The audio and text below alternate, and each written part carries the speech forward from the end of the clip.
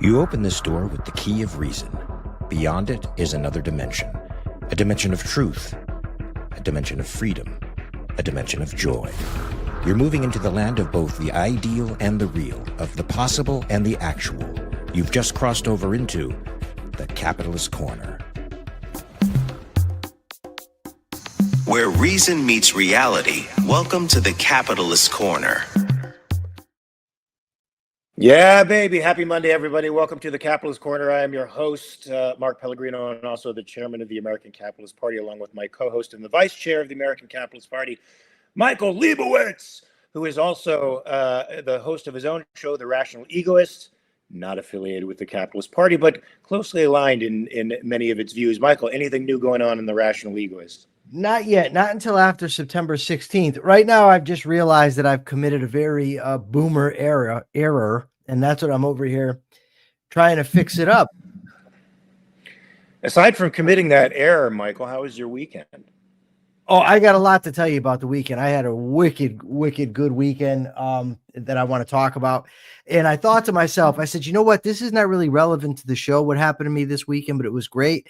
And I said, look, Mark has the looks. He's got the fame. He's got the money. The least I could do is tell my story. Well, let's hear it, man. Well, I don't know if you got something else you want to say first. I mean, you got to. I want to talk about my weekend too, but it's not going to be as eventful as. Oh, okay. I see. So I see what just happened. I get it. So you came out here and you said to me, "Oh, how's your weekend?" Because you just wanted to use that as the segue to tell everyone about your weekend. Yes, okay, yes. I'm nobody's segue, dude. Let me just start with that right. You're my segue, baby. That's going to be Persephone. That is an out of context moment. Okay. So check this out, right? So the others, and you can see the guy in there right now, Daniel Suska, said, "Great weekend, Mike." So this is what happens. I grew up with a bunch of kids. I grew up in the projects in Wethersfield, Connecticut, right? I've lost contact with almost everybody from the old neighborhood except for one guy. So I talked to that guy and I said, "Hey, look, I'll be in town this weekend. Why don't we get together? We'll get something to eat." He said, "Okay." I said, "Okay, why don't you reach out to these two other guys, see if they'll come?" He said, "I will. It's last minute. Got to work, this, that. So then he says, "Well, one of them is going to come. The other one, maybe." And then they told me there's this other guy. No way he's coming. Right. So we get there. It's just me and the one guy. And then another guy shows up. He sits down. Then I look up and it's a guy we didn't even plan on coming. I was so happy to see him. It was great. That's the Daniel that's in the chat. I said, "Oh, wow, that's awesome." Then he tells us the other two are coming, even the one they said would never come. So now I'm with five guys I grew up with, four of whom I haven't seen in 30 years, right? Wow. In the meantime, I took Diana's car and left her at her mother's house. And I said, "No, it's 7:00. I said, don't worry, I'll be back by 9. We're just going to have dinner and that's going to be it." But we, stayed out, must've been 10:30. Great time talking to these guys. Was like, we hadn't stopped talking. Like, it was like, I've never lost contact, anything. Great night. The interesting thing was to me though, is that everybody was drinking except me. I had the Diet Coke. That's good. Right? I got to tell you, if you had asked me when I was 19 years old, if I'd ever be out with these five dudes and I'd be the sober one, no chance. But great time. I can't wait to do it again. It was a really wonderful experience. Yeah, I feel that way when I get together with my high school buddies. Every once in a while, we have lunches together, and it's like no time has passed. And I'm still really good friends with a couple of guys that I went to high school with. And even if we don't talk to each other for a couple of years, it's like no time has passed at all. I love that. My weekend was a little different, though, folks. Frankie was ill for Friday and Saturday, pretty much all night, both nights. So I haven't had any sleep. Yesterday, he got out of the woods, and he's doing really good right now. So it's all good. But I was scared, of course, that I thought my little guy was, teetering on the edge of eternity. But Dad has chosen to leave him with me. That's right. I said Dad has chosen to leave him with me. So, folks, right. I'm going to need you to do something, Mark. I got some buddies that might be tuning in, and you're talking about Frankie and Dad, and they don't know what the hell you're talking about. So you might have to clarify. Okay, guys. So Frankie is my 19-year-old dachshund. He's been with me for all of his 19 years. He's my best friend. I take him with me all over the world. And we recently got back from Toronto. We have to travel again this Thursday. I think it's, the shifting back and forth and the traveling that got his tummy a little bit upset, and he had a touch of pancreatitis. But, when an old dog gets very ill, you never know what that means. You don't know if it's the final illness or if it's just a little burp in the road, because he's like 135 years old in dog years, So anyway, he's doing good, and that's all that matters. What was dad all about? What's what? The dad reference. You said dad chose to leave him. Dad, because I'm Lucifer, so I call the guy upstairs Dad. Okay, all right. I know that's going to get us into a little philosophical issue, but I've never heard of this burp thing. What are you talking about? A burp in the road? That's not. It's a blip, not a burp. What did you just make that up? There's not a blip in the road. There's a bump in the road, dude. It could be a bump in the road. There's no burp in the road. Certainly no blip in the road. All right, look. Guys, I want to remind you that this show, though it is called Capitalist Corner, is not in any way affiliated with the Capitalist Party, even though I am the chairman and Michael is the vice chair of the American Capitalist Party. What we are saying here is our own opinion. And since I'm going to launch into a little bit of foreign policy with the red meat Michael throws me with the Gaza war, I definitely have to say this is not necessarily the position of the American Capitalist Party. It is certainly my own position, and it is a harsh one. So Michael sent me an article by Axios, which says White House envoy, Mr. Witkoff, former realtor. Why is he an envoy? Why is he doing diplomacy overseas? I have no idea. I don't think he really knows what he's doing. The White House envoy sends new proposal to Hamas through Israeli peace activists. Another peace proposal, outreach by Israeli activists and by the American government. And of course, the proposal is an immediate ceasefire. Now, it has gone from an immediate ceasefire. Here's what the Israelis originally wanted. The Israelis wanted the complete and total elimination of Hamas. In other words, Hamas could no longer be on that continent anymore. They couldn't be anywhere in the vicinity. They had to be gone. Now it's a ceasefire with the disarmament, complete disarmament of Hamas. So Hamas will remain there. There'll be some independent Palestinian commission. Yeah, right. That is supposed to decide what kind of governance goes on from then forward, and a complete deoccupation of Gaza from the Israeli forces. Now, in exchange for this, Israel is supposed to get back all of the hostages. That's not going to happen. And Israel is supposed to release between 2,500 and 3,500 prisoners, many of whom are in jail for life for murdering Israelis. This is exactly how Yahya Sinwar got back into Israel on a prisoner exchange through a typical ceasefire prisoner exchange that Hamas did way back when in the day. I am against the ceasefire. I'm against defenders reaching out to aggressors to make peace. I think the defenders have to completely and totally destroy the will of the aggressor to fight, and keeping Hamas there in any capacity is maintaining their will to fight. Now let's keep in mind the broader diplomatic picture, which is in September. Canada, Britain, France, and now Belgium are planning on recognizing a Palestinian state. What does that tell the Hamas operatives? It tells them that their campaign to demoralize Israel is working. And these ceasefires, which are, folks, more the same bullshit over the past 80 years, it's why Israel has been in a perpetual state of war, because they are never allowed to completely destroy the enemy, especially their ideology, their animating ideology. And as a result, we have this. So these peace feelers, I think, are nonsense. I don't even know if Hamas will go for them. They're just controlling the situation like all sociopaths would. They should just aggressively annihilate Hamas. Unfortunately, that's going to get ugly. Michael, do you have? Yes. Kathy says you cannot trust Hamas. That's true, and they're trying to paint this deal as really Hamas generosity, which particularly bugged me, and that Israel has been the one that has reneged on deals when that is patently and provably false. Go ahead, Michael. Well, the main thing that caught my eye with the story is right from the beginning, the very idea that you can negotiate with Hamas. And that's why I posted Kathy's comment. What indication is there that Hamas is a legitimate negotiating partner? You know what I mean? This is not the, the Treaty of Paris. This is not the Americans versus the Brits where you can come together, you have common ground. and you can keep your word because of international norms or whatever. These are not trustworthy people. They're people who over and over again attack Israel whenever they get the opportunity. There's no indication that they're going to stop doing that. Oh, and in fact, there's evidence to the contrary. Of course, leaders have said they will continue doing what they did on October 7th over and over again.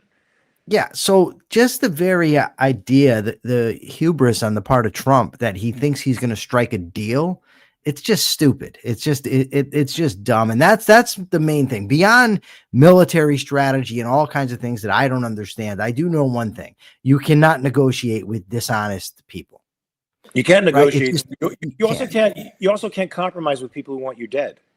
Well, that's true too, right?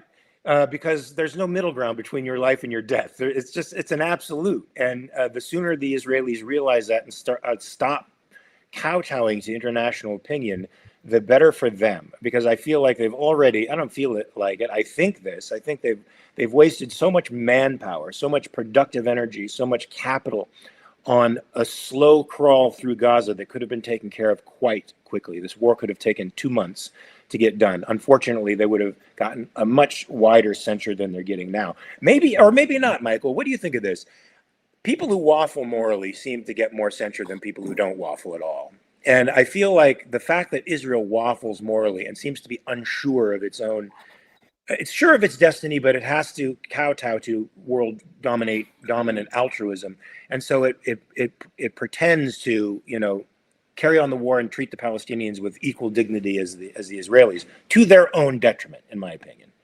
Okay, well, don't you think they get worse censure in Hamas? I think they do, but I think you may right now be dragging me into something, because this is an issue that I have. If we're going to lose listeners, then maybe you shouldn't get dragged in. Is it going to get philosophical? No, hold on. Philosophical, I'm not waxing philosophically, but hold on. We're not here to cater to an audience. Can we at least agree on that? That's correct, but we do need an audience. Yeah, I know. Otherwise, I could just text you. I could just text you and we could have the discussion. Let's hear what you have to say. But here's the problem, right? When you talk about moral certainty and you say Israel lacks the moral certainty, right? Correct. Here's the problem I have. On what grounds do we say that Israel should have moral certainty? I say Israel is morally superior to Hamas. That doesn't mean I think that the Israeli government is the pillar or pinnacle of morality, right? You're ultimately talking about a country that was founded on socialist and religious ideals. Wrong. And still, no, not wrong. And Enlightenment. You want to bring in some of the Enlightenment stuff. No. You're correct in the sense that the early Zionists were socialists, but they rejected for parliamentary democracy. Now they have lots of paradoxes in their system. Yeah, but they have lots of paradoxes in their system. Yeah, I'm not saying they were a communist country, Mark. I'm saying that they were founded on a large part of that was socialist ideals, and they still have, for instance, the draft. They have prescription in the military, which is nobody claims that I know you don't, but my point is this: superiority or certainty should be based on perfection. That is, you just said it right. So when we talk about Israel, I understand, but I'm being contextual. In other words, I agree with you to be contextual. I absolutely say that Israel is morally superior to Hamas. There's not even a question there, right? Granted there, but you flipped the thing and you said Israel shouldn't have moral certainty. Yes. And what I'm saying is that when someone has mixed premises from the get-go, you're saying it's impossible to be moral certain. And that is where the problem is. So Christopher Smith says any comparison is vile. Okay, so then what should we do, Christopher? Should we just pretend? Should we just say yes? When Mark says, why isn't Israel expressing moral certainty? We should just say, oh, yes, they are. They should be moralists. No, a Playboy Woods. I am not being a rationalist. Every single thing that I'm saying is tied squarely into reality. The actions of the Israeli government going back to the inception are not those of a morally pure government. I understand there aren't any, but if we're going to talk about moral certainty, if an individual is somebody that has a mixed character, you would never say to that person, you should express moral certainty. So if you have a government of mixed character, why would you expect the government, which is only made up of people, right? They're individuals of mixed premises. How do they arrive at moral certainty? Michael, in the broad sense, in the semantic sense, which I know you probably hate and love that word at the same time, because semantics do matter. I'm going to agree with you, but I'm in the context here of this. Comparatively speaking, within the context of these mixed premises that exist in Israel, they certainly don't exist in Gaza. They're not mixed premised at all. They are completely morally consistent, which is why they are winning the PR war, which is why I said Israel gets more censure from the world because it appears to be morally uncertain. But my context is that they should be certain that their civilization, that is one of parliamentary democracy, with all of its paradoxes included, they should be certain that that is better than what Gaza is offering the world. I agree with you. And that it's better than the alternative of living to a next door neighbor who wants to murder you. So I that's agree with my you. sense of moral certainty. I don't disagree at all. I agree that they should be there. So there's two things going on here, right? You and I both agree they should be morally certain of their moral superiority in regards to the enemy that they're facing. And I'm still saying that when somebody is of mixed premises, it's very difficult to attain that type of moral certainty. Even with a comparison, it's a difficult thing to do. Yes, and that's why I think, folks, to seem like I'm getting off the subject, why I think the Republicans have lost the moral argument over the decades and have lost the grip on classical liberalism that they were supposed to conserve. They didn't know that because their premises were mixed, because they were holding on to Judeo-Christian values. They rejected the rational part of the Enlightenment. Now, in their search for some moral consistency, they're rejecting the Enlightenment entirely. There's absolutely no reason to point out Israel's flaws here. Well, Chandler, I'm sort of on that page as well, because as far as I'm concerned, Israel is in an emergency situation. Hamas has put them in this situation. The Palestinian people, frankly, who agree with Hamas, have put them in this situation. And to me, Michael and I will disagree on this, the only moral imperative on the part of the Israeli government is to end the emergency as quickly as possible. I mean, permanently. That doesn't mean with these fake ceasefires, which Israel knows is just a ploy. They know it's just a means of Hamas trying to retain power. It's a cynical abuse of altruistic ethics, Michael, because altruistic ethics can be abused, and so cynical people and criminals use altruism. Yes, this is true. So when Chandler says that there's absolutely no reason to point out Israel's flaws, right? What are we then saying? Whenever, like, when I had to fix myself, right, it was absolutely imperative that I recognize every flaw I had. Otherwise, it was not fixable. So when you're discussing another country and you say they should be morally certain, right? What are we to do when we discuss these things? Are we to make believe? Are we to pretend? That's not me ever, right? I don't pretend when it comes to my own flaws, when it comes to my own problems that I need to fix. Even if I say, okay, I am much better than I ever was before, right? I still recognize my flaws and I'll still mention them at any time because I understand what needs to be done. So you brought up a point about Israel's moral certainty. That's what you said. Why isn't Israel expressing moral certainty? No. I didn't say why, because I agree with you. I know the reason why.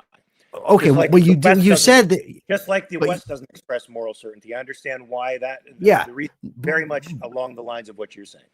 Yes, but I can't remember the exact words now. But your point was they need to be expressing moral certainty. So in the context of that conversation, how do I not say to you why I don't think they are? Do I just ignore it? Do I pretend reality is something other than what it is?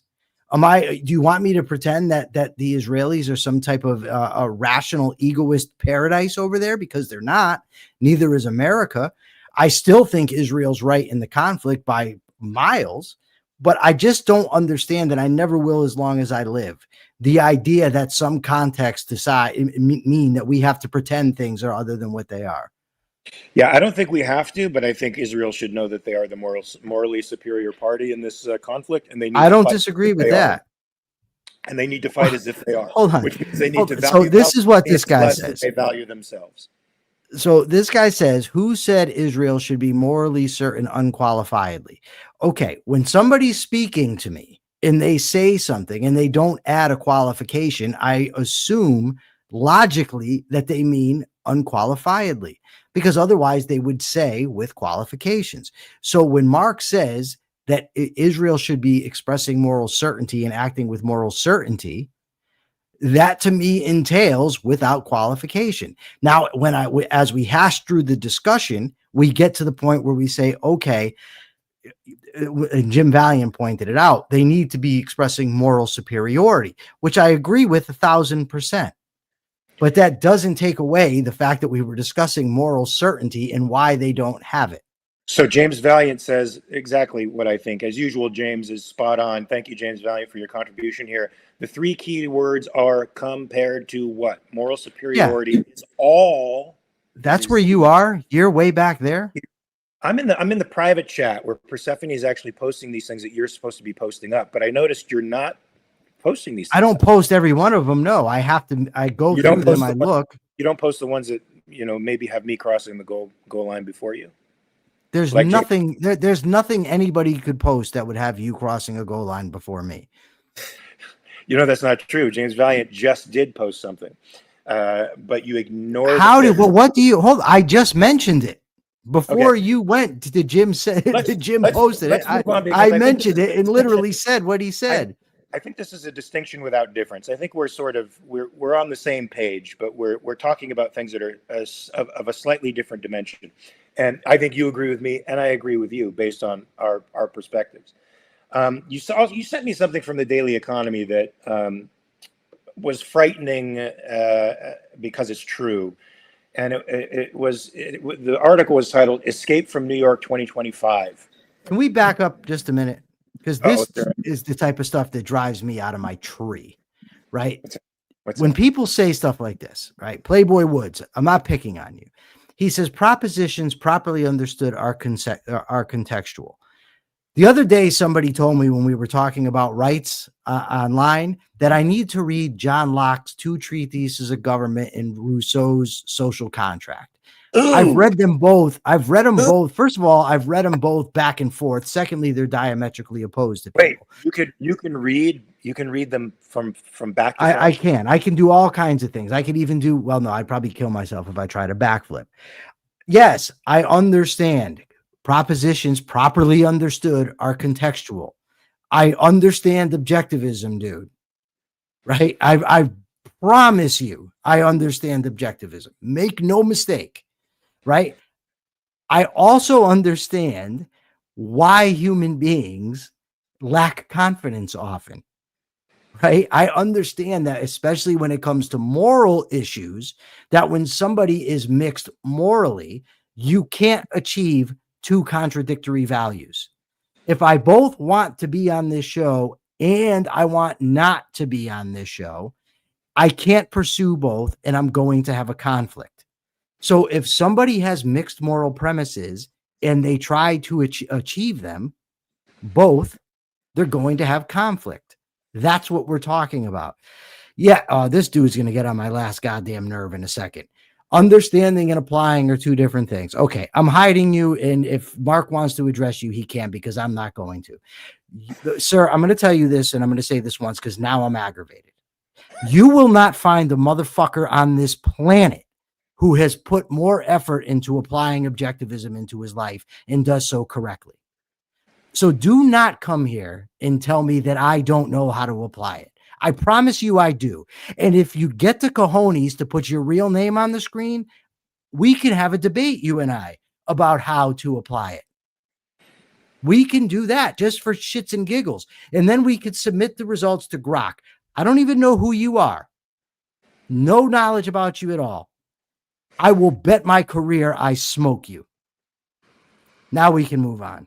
If a society needs to be at least close to a pure rights respecting one to have moral certainty, how to explain the overwhelming moral certainty of a very mixed World War II U.S. society. Okay, we got to back up. Got to back up. Got to back up. I can. What I'm I getting can. it. The audience is getting on my nerves today. The audience, and if they don't, oh well. Yes, we need an audience. I want the guy to stay on the show. But Chandler, are people free to disagree with me, but I'm not free to do so back? See, that is a big pet peeve. We're 26 minutes in, and Mike, you're already starting a barroom brawl. I don't care, because this is something that irks me. Here's the thing. If you disagree and you want to do so logically and point out to me how I'm wrong, I'm fine with that. But when you tell me, oh, you have to know how to apply objectivism, you're now making a personal statement. You're not addressing the argument. You're not making an argument. You're not responding to anything that I'm saying. Right? All right, I want to get off of this and get on to. I want to. Okay, Chandler. I don't know what XD means, Chandler. You're wonderful. Keep coming to the show, even if you disagree. Is wonderful. Yeah, folks. Let's not forget, the engine of a representative republic is this kind of discord, this kind of disagreement, this kind of vigorous debate where you go back and forth. That is where, rational concepts get hashed out, folks. That's why a representative republic where you persuade one another of your perspectives is far superior to anything else on the planet. But Gary Menard said something interesting, and I wanted to address it real quickly before I moved on to the next article. If a society needs to be at least close to a pure rights respecting one, to have moral certainty, how to explain the overwhelming moral certainty of a very mixed World War II U.S. society. Now, Gary, I want to say that there wasn't, in fact, moral certainty, and that was reflected more in the post-war environment that was created, and with respect to the Soviet Union. The fact that I think the brain trust of President Roosevelt and the Roosevelt administration ideals, which even continued into the Truman administration, were sympathetic to the Soviets as allies, brought them into every aspect of the negotiating part of the negotiating table, was blind to what moral inconsistency was. And I think there was enough Americanism at the time still alive that people understood that what they were fighting for in a particular sense, even though the politics at large were what I call real politics. They weren't principled. And the men in office were consumed with defeating the Nazis, and then when it wasn't the Nazis, it was the communists, and they used both against each other in an attempt to defeat whichever enemy happened to be the one on the plate at the time. There wasn't a principled opposition so much as it was to fascists in particular, and then communists in particular. Michael, do you have anything to say to that? I was basically going to say the same thing, that I'm not sure there was moral certainty, right? The country was bombed by Japan. Hitler declared war on the United States. And, Harry Truman ultimately made the decision to drop the 2 bombs on Japan.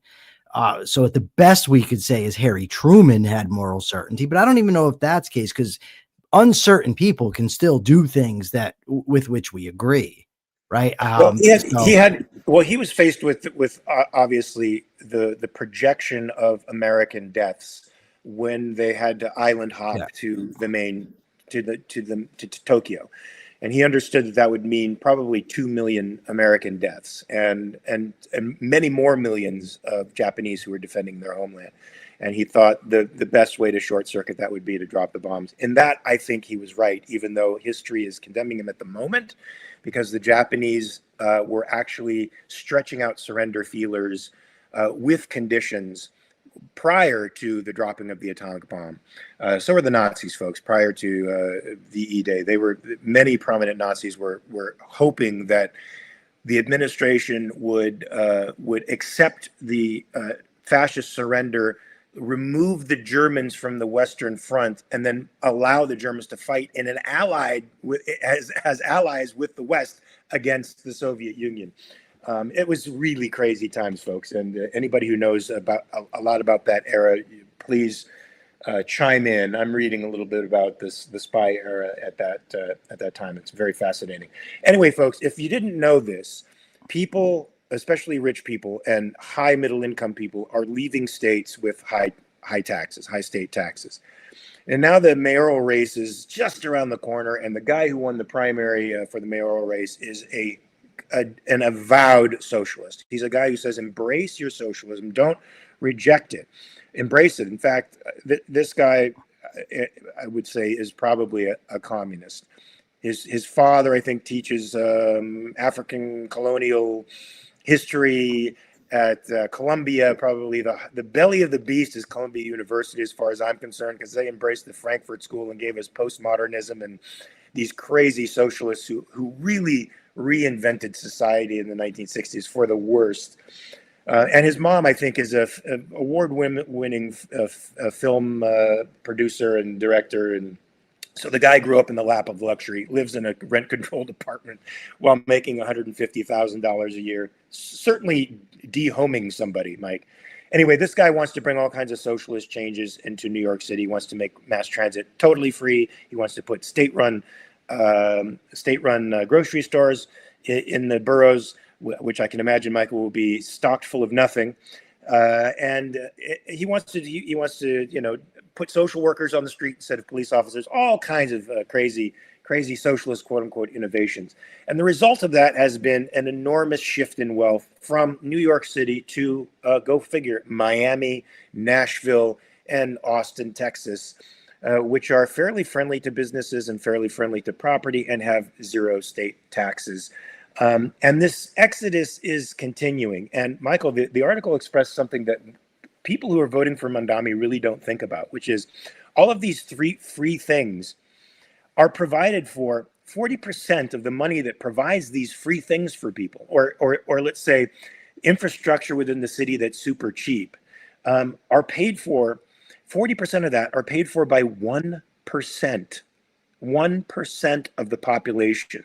And 2/3 of that, 66% of it, are paid for by 10% of the population. 90% of the people out there enjoy services that a small percentage of people are paying for. And when those people decide to leave, you know what that's called, folks? Atlas shrugged. What do you say, Michael? It's definitely a brain drain. I mean, when you think about the idea that 90% of the people are only paying 1/3 of the taxes, but yet they're voting in candidates that are going to provide all this stuff, what do you think is going to happen? Especially because, as the guy in the article points out, I just posted it to Facebook and X, is these people get to go, they can leave New York and come back. And so we're talking income tax. If they leave New York, they're not paying income taxes, but they could still go back. Like, I can go to New York if I want to. New York's only a couple hours drive for me. But the socialists seem to think that this money is never ending, but they've got 125,000 New Yorkers have fled to Florida in just the past few years. He's got some more numbers here. I want to find them about people leaving. Well, I don't want to spend all day looking, but a lot of people. Mamdani's proposal wants to raise the income tax by 2%, which would make it 16 point something percent that the New Yorkers pay, which is even more than California. California, I think, is either the highest or amongst the highest income tax state in the union. But now New York would be. And folks, when you combine that with federal taxes, that's 54% of your income. Now imagine working more than half of your life for strangers, not for yourself. Not for your values, not for your wife, not for your kids, not for your friends, not for your family, not for anything that you value. But it all gets confiscated from you, 54% of it. You keep 46% of what you earn. That, Michael, smacks of involuntary servitude. Because it is.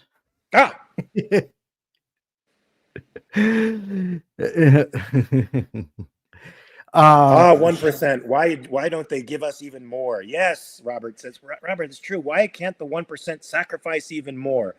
I just want to know where Galt's Gulch is, because it certainly isn't in Miami-Dade. Talk about mixed premises, Michael. I mean, DeSantis is. I prefer Pellegrino's playground to Galt's Gulch. I like that. I like. Okay, so Ian Gilmore. Ian Gilmore is admonishing us. He said, you need to be careful about this kind of analysis because 10% of taxpayers pay a large amount of taxes in a year, but are the people who pay consistent across time. Well, it is true that people go in between tax brackets.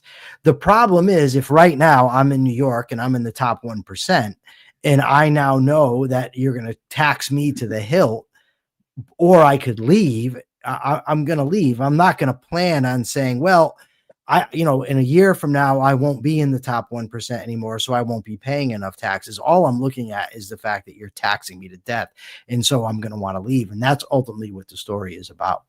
Yeah, regardless of who populates it, we do understand, Ian, that those numbers shift in the particular people who occupy the upper 10% and the upper 1%. And it's a constantly changing metric. And I think it is important for us to say that, Michael, because people think that wealth is a static quantity. They think it's like a thing that people just take pieces of or not. So when people say the richest 1% own 99% of the wealth out there, whatever it is they say, they're acting as if wealth isn't mobile, right? And as if people aren't moving between brackets all the time, and faster, folks, I might add, from lower brackets to higher brackets. Iryna says commies and socialists are great at manufacturing false hopes, and that's why they're popular. Now, this is an interesting concept to me, Michael, because I think of, when I think of false, I'm like, well, what commies are I forgot what I was going to say. I literally forgot what I was going to say. Well, I can't help you. I don't read minds, dude. I don't know. I'm going to get back to that. Sorry, folks. I haven't had much sleep. So What? You haven't had what? I haven't had any sleep. I had a great point, and I literally lost it and went out of my head like a thought balloon.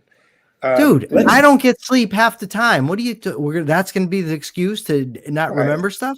Right. Yes, because because I'm an actor. Yes, because No, because I'm an actor.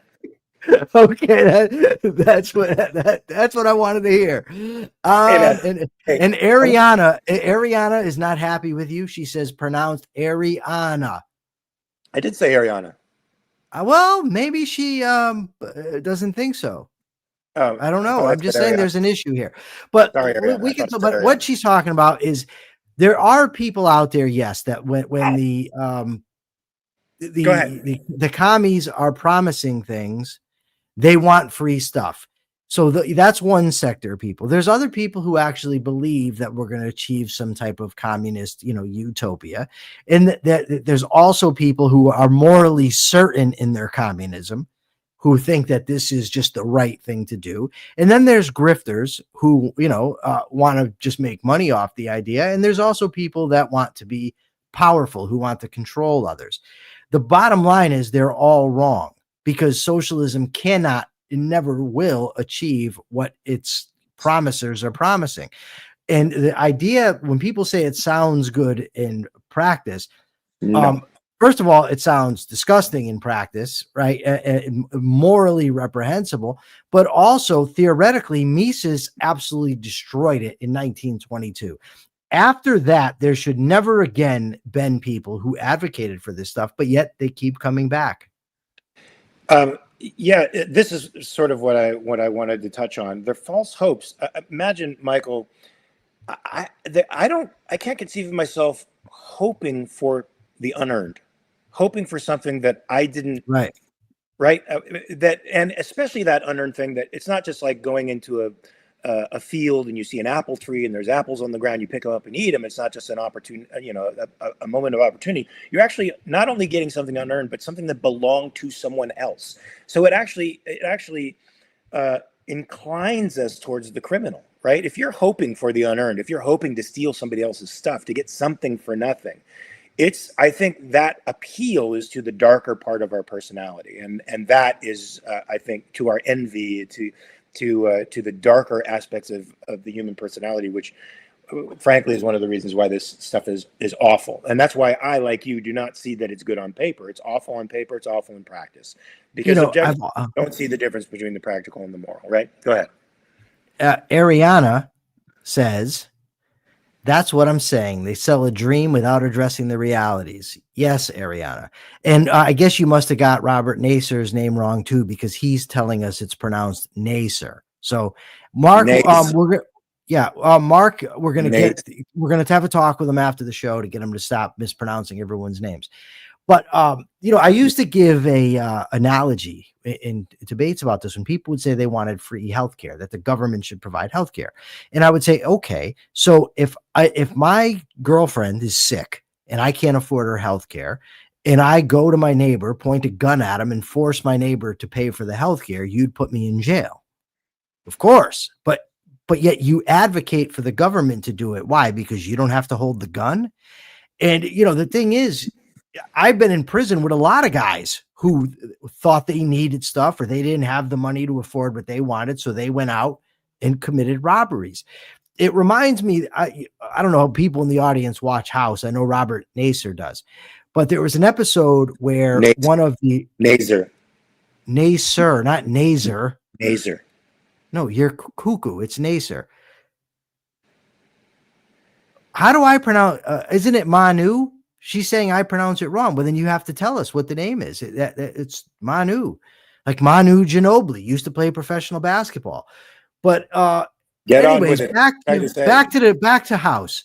There was an episode of House where there was a murderous dictator on that they were treating, and one of the doctors, Dr. Allison Cameron, put a little bug in one of his general's ears that he was losing his mind, hoping that they would kill him. And they went back and told him. And the dictator told her, if you want me dead, go get the gun and pull the trigger yourself. Because if you tell my men I'm losing my mind, you're doing the same exact thing. You might as well be doing it. At least have the guts to do it yourself. And that's what it reminds me of, the people who vote socialism and vote for all these welfare programs. You want somebody else to commit a robbery that you are not willing to do yourself. And you shouldn't be willing to do it, right? But you shouldn't be advocating for others to do it either. Ray says that the young kids have had the well poisoned for them by their university professors, so every good argument for capitalism and against communism is framed as propaganda before you've opened your mouth. Well, that's certainly one way the American Communist Party likes to shut down argumentation, just like any hysterical activist. They throw out buzzwords that emotionalize people and get them off the reasoning path. This is where I wanted to go with this article, Michael, that you sent me from Axios about the stabbing in North Carolina. Oh, okay. Get to it. Because I think I remember it from this article. So you guys may know that on August 22nd, a Ukrainian immigrant who was coming home from work on one of the light trains in Charlotte, North Carolina, was stabbed to death. Her name was Iryna Zarutska. And of course, the closed circuit surveillance cameras on the trains caught the entire thing. And of course, the MAGA world has gone insane over this, as saying that crime is being underrepresented in the news, and this should have gotten more attention. And this person, probably this perpetrator, as a violent multi-offender, should have probably been in jail at the time. And if you look at the video, I've just seen the stuff that they've showed on the news, so I haven't seen the actual stabbing portion of it. There's something I want to say about this poor victim, first off, and about safety in general for anybody who's watching this, all right? But there was clearly nothing she could do. It was a brutal attack. And I also happen to think there's nothing that the system could have done as well. Apparently the man served his time. There's no indication that he was let off early because of political shenanigans that were going on in the state with respect to the governor, who had a particular soft on crime perspective. So he was out legally after having served his time. It's one of those terrible, terrible, terrible mishaps that the politicians are going to use to try to gain more power over us individuals' free space. And I think what Trump said about it was telling. Trump said about it, it's not, he's like, the MAGA movement is talking about crime in the face of statistics that murder and violent crime are going down since COVID, and that we are in the least violent times in the history of America. What Trump's answer to this is typical Trump. It doesn't matter what the stats say, it's how people feel. And that's Trump didn't say that, Mark. Let me just. Do you give it verbatim what he said then? Because I'm giving. No, he did. He's not the one who said it. It was a Trump advisor that said it. Oh, Trump advisor. Was it Stephen Miller? It doesn't say. It just says a Trump advisor. I don't know who it was. Okay, so Trump. He's echoing what I imagine Trump's worldview to be, which is Trump doesn't think. He does everything by instinct. He does everything by feel. That's why his administration is so chaotic. And so I can imagine that coming straight from Trump and hitting hitting the heart of the people who live in cities and have to take metro all the time, seeing these terrible videos. It terrifies them, of course, and the political class uses that to capitalize on their own power. But I wanted to say something about her. She comes into the train, you know, with earpods in, completely disengaged from her environment, sits down right in front of a guy who, from my perspective, I'm a sheepdog guy. I was a bouncer at a place for a long time, for years. I had to watch people, and I had to make sure, and I do this habitually anyway when I get on a train. I sort of look at where I am and who's around me. I just sort of do that. I clock everything that's around me, not in a paranoid way, but I was taught by my combat gun guy, you got to be in stage yellow all the time. You can't go from white to red. You can go from yellow to red. You can't go from white to red. And this girl was in complete disengaged mode. And had she not been in complete disengaged mode, I'm not trying to blame her in any respect, because we all presume that if we're getting on a fucking train, we're not going to get stabbed by a maniac. But this guy was certainly giving off signals. And the way he was dressed gives signals to me. And the way his body language gives instant signals to me if you're in tune with what other people are doing. So I would encourage you folks, when you get on these spaces like this, in these public spaces, to be aware of your surroundings, man. Be aware of who's around you. And if somebody looks problematic, don't sit down next to them. You don't have to. Do you know, Michael, sometimes people will, like, say, they see people walking across the street, sort of tagging them across the street if they're in a sketchy part of town. And they will not disengage from that because they're afraid of appearing a certain way. They're afraid of appearing racist, or they're afraid of appearing judgmental. And they'll actually fall into an engagement with somebody because they're afraid to address the person directly, or they're afraid to let them know they're aware. And that causes, or that precipitates some criminal acts, right? I mean, you have to be aware of your surroundings. Yeah, there's so much with this story. I almost didn't want to even send it, but it just kept coming up everywhere I turned. So I said, well, we can't just ignore it. But it just seems like people are trying to exploit it, right, for their own personal agendas. And I just think that's kind of gross. But there's a lot going on here. So the first thing is crime is down, right? One horrible incident, 10 horrible incidents don't get away from the fact that crime is down. I think that's true. I think this is a dangerous world. Bad things happen, horrible things happen. And it's not, you know, I hate it, but nonetheless, it happens. Then there's also the crowd who's saying, well, why isn't the mainstream media giving attention to this? You know, when they gave a lot of attention to, for instance, the Daniel Penny situation. Now, I looked into it and I Googled, you know, and I was trying to find mainstream sources that have, you know, given attention to the story, and they haven't. Is it because it runs counter to the narrative? Sure. That's a possibility.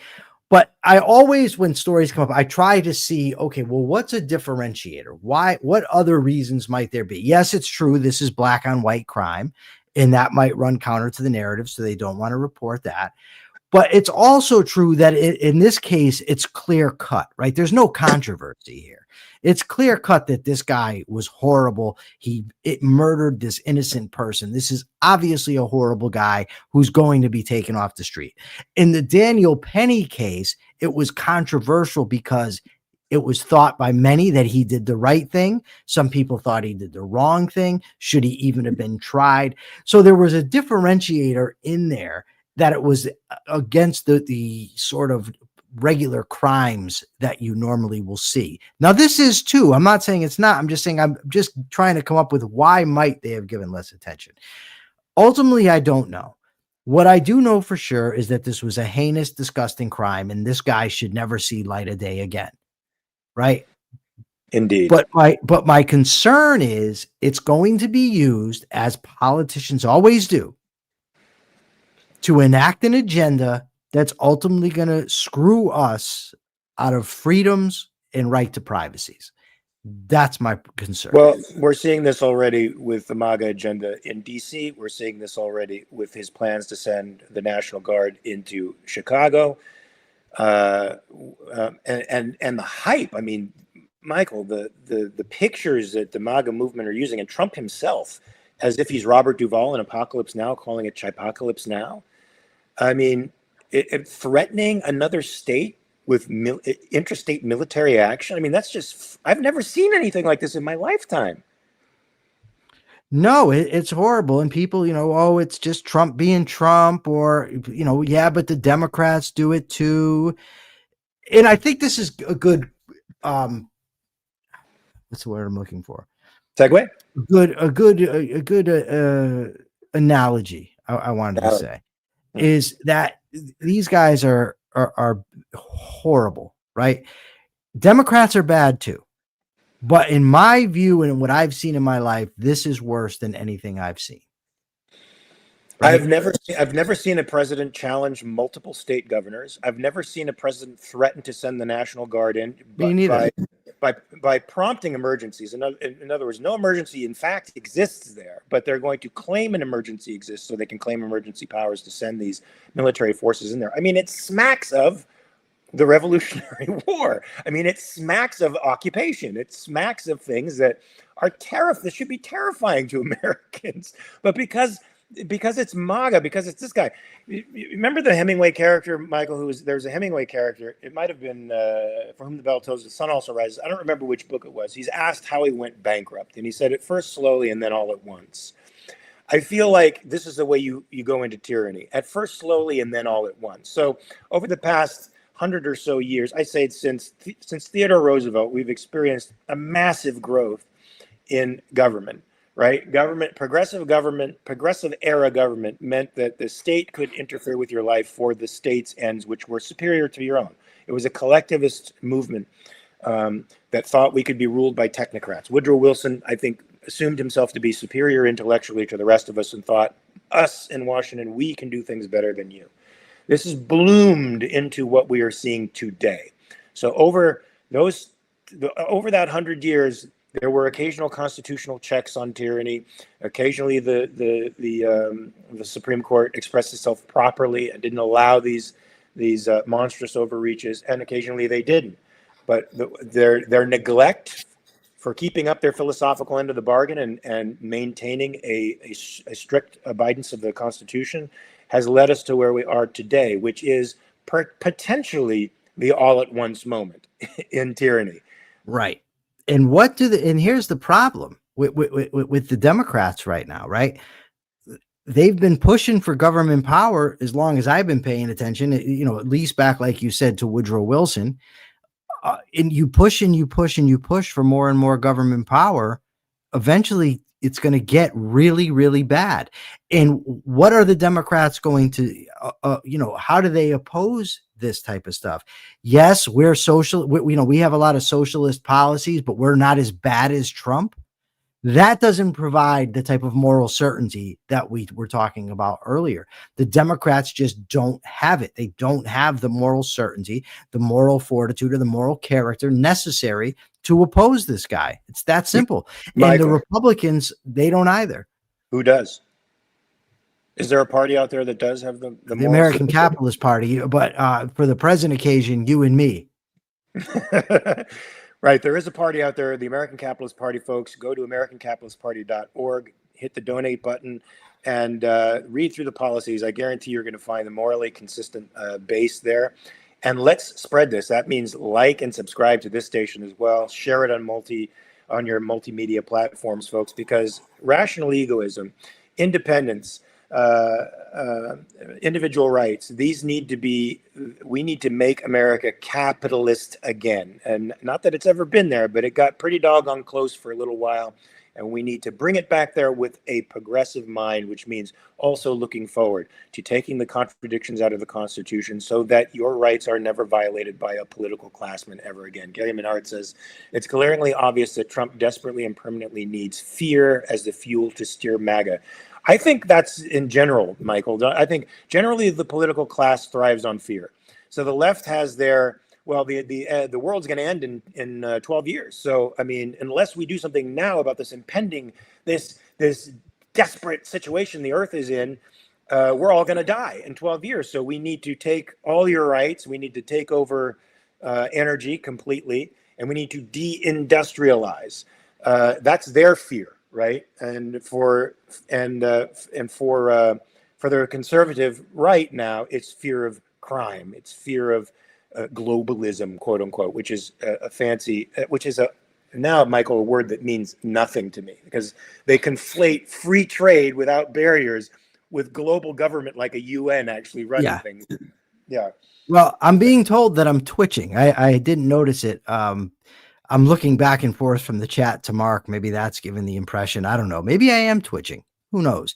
But I am okay. I don't know now how to say your name. I'm just going to go with Manu. What else can I do? But Robert Nasser says there was a time when the Libertarian Party provided a contrast. They didn't have to win to bring some small degree of liberty into debate, but nowadays they are gone. I am inclined to agree. Ian Gilmore does not want you saying "Make America Capitalist" again. He says everyone should drop the "Make America X" again. I don't know the should. The imperative in there, Ian's got me a little. I don't know. Had you said you preferred it, I would say you can't argue with that. But to say everyone should, that's pretty strong language. I'm not sure. Maybe the moral certainty is not justified there. Maybe it is. Lee said her name is easy. No, it's not, Lee. Your name is spelled Leah. So, Michael, in case you didn't know it, MAGA economic policies are not winning. They're not achieving. They're not winning. They're not doing the Charlie Sheen. No, they're not winning. No, they're not. They're not. Do you know him? I do not know Charlie Sheen, but I auditioned for a Charlie Sheen movie back in the 90s, and I usually tell that story to actors to urge them to be unconventional and bold when they go into an audition. I think I might have told it on. I might have told it on one of your shows, but I won't do it now. But certainly, Trump thinks that closing off America to international trade, cutting off all trade routes with other countries, dominating them with a political economic policy is preferable to open trade. He thinks that is going to spur manufacturing. In addition to taking out a workforce of illegal immigrants, he thinks that's going to spur folks who are not working to go for those low-paid jobs. It's having the opposite effect, folks. Manufacturing is down, and and employment is down. Of course, Trump doesn't like these numbers, and last time the Bureau of Labor Statistics put out numbers, he fired the person responsible for them, because we know Trump is a primary primacy of consciousness guy, which means it's his feelings and thoughts about things that make reality, not reality making for his feelings and thoughts, right? So if it doesn't fit with his conception of the way things should be, well, things just aren't that way. And so the MAGA movement is striving right now to paint their economic picture as a success. Michael, I mean, it's so clearly not. When are they going to stop spiking the football in the end zone? Because it works. It works. So why would they? So now they're just going to try to replace Powell, stoke the economy with low interest rates, and make it feel like we're in a boom. That's what's going to happen. Yes, and they've got the media infrastructure that will promote their message. I heard it just this morning on Brian Kilmeade. He was talking about the economy's growing at 3%. Basically, it's just a biased media that wants to make it seem like it's bad. There was a time I fell for that during the Iraq War. I bought into it because I tied into the conservative information system. And Rush Limbaugh said every day the media is lying, the war is going well. The Weekly Standard I used to get, and I remember the article. Imagine if it was 3 weeks into the Revolutionary War and people were saying it should be over. And I bought it then, and I will never trust the right-wing media again after that. I don't trust the left-wing media either. I think that some people make the mistake of assuming because the mainstream media cannot be trusted, that means what the right-wing media says is sacrosanct.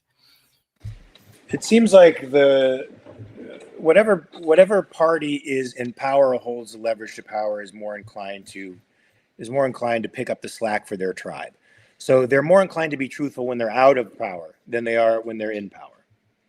And right now, sometimes Fox, you'd look to some conservative news outlets like Brett Baer, maybe from Fox, or some conservative commentary, And you'd say, well, since these guys are, they're on the outside, they have an incentive to be a little bit more honest, to expose the dishonesty of the other side. And that was true so far as it goes. Now there's nobody we can really go to for truth and news except really fringe folks. Reason. I like Reason. You just took the words right out of my mouth. I mean, I wish more people read Reason magazine. I do too. They don't. Persephone, maybe we can put a link to Reason in Capitalist Corner because people need. Because you don't have enough to do already, Persephone. Yeah, she's brilliant, guys. You got to read her blogs; they're amazing. She's a super smart person behind the scenes who's really making this show something great. Hey, we got a capitalist thought for the day, Michael, and that's you. Well, first of all, Robert Naser has shamed me, and he's absolutely right. He mentioned Jennifer Jason Leigh. I apologize for pronouncing it Leigh. Although I don't like the middle name Jason in my women. I'll just say that. Not mine. They're not mine. I'm all right with girls having guys' names. No, I don't like it. I like it. Well, what if they called you Marcy instead of Mark? Would that be cool with you? I like guys with girls' names. I said I like girls with guys' names. So you like your guys with guys' names? I like my guys with guys' names. I like my girls with guys' names. Whatever floats your boat. Okay. Lee says her. You don't think girls named Joe or Joey or is cute, or Charlie? I love that. It's cute. Charlie? No. Madison? Come on. No, Charlie. No. I don't want a girlfriend named Charlie. Hey, Chuck. No, I'm good with that. Okay, no. So give us the capitalist thought of the day before we completely go off into no context corner. Oops, hold on. Okay. Charlie Supernatural. All right. I got to give the capitalist thought of the day, folks. My capitalist thought of the day is it's all about values. Values ought to inspire us with passion. We ought to be passionate about achieving our values, about pursuing our values, and about fighting for our values. That's why sometimes I get a little hot under the collar. I'm passionate with what I believe, and I firmly believe that I should be telling it as I see it. I would never give the audience anything less than my best in my honest take on things. You may disagree with me, but you must always know that I am telling you the truth.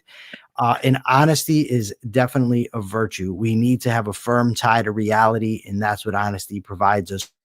Never attempt to fake it in any way. So with that said, we are going to see you tomorrow. I'm going to let Mark do his thing, how he says goodbye. And for those of you in the audience who I've chastised today, feel free to chastise me back and come back again. That's right, folks. We will be here tomorrow at 9 a.m. Pacific, 12 p.m. Eastern. Remember to like and subscribe. Remember to share this liberally on your social media.